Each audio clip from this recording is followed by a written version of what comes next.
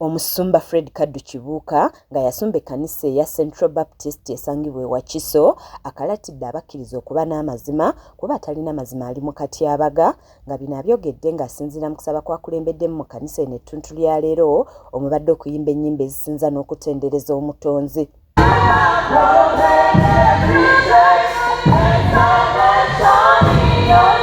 Okubuulira kwesigamiza ku kitabo kya Yokaana essula 15 olunyiriri olusooka okutuukira ddala ku lw'omunaana ng'ategeezza nti abantu bangi baafuuka bannaasi wa mukange nga buli kye balaba bakitwala ng'ekyabwe so nga Katonda byonna yennyini byo nga bano abasabye okwezuula. Bino bitusika mu nsenda okuva mu buzaalibwa bwaffe twesanga nga twogera kino kyange tutuuka n'okutwala ebyo ate bitutagasa bulwadde bwange mitawaana gyange ebizibu byange tetokatona ennyumba yange somero lyange ebintu byange ne tubeera nga tweddiza. N'abasumba abalala balina entanda gye basibiridde abakkiriza nga babakuutidde okwejjamu obunafu n'okwesaasiranga nga bagayalirira okwenyigira mu ssaala kuba luno lubimbi lwa buli mukkiriza.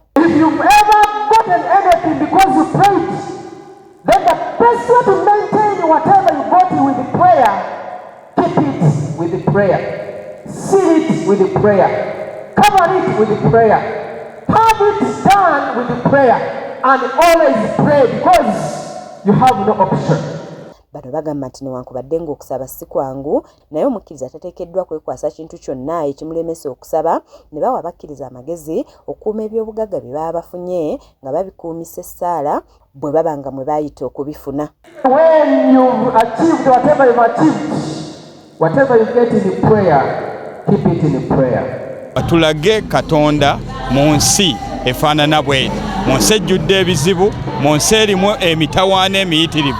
Bamaliriza bawa abantu bonna amagezi okugoberera ennyo Katonda nga bwe balambulula. Tulage Katonda ffe wonna we tuli, si nsonga mbeera ki, si nsonga oli bulungi, si nsonga oli bubi, si nsonga oli muddu, si nsonga oli mulwadde, laga Katonda wo bw'alina okubeera. Kizza Peter yakusakidde eggulu erino ku lwa KSTV agaleero.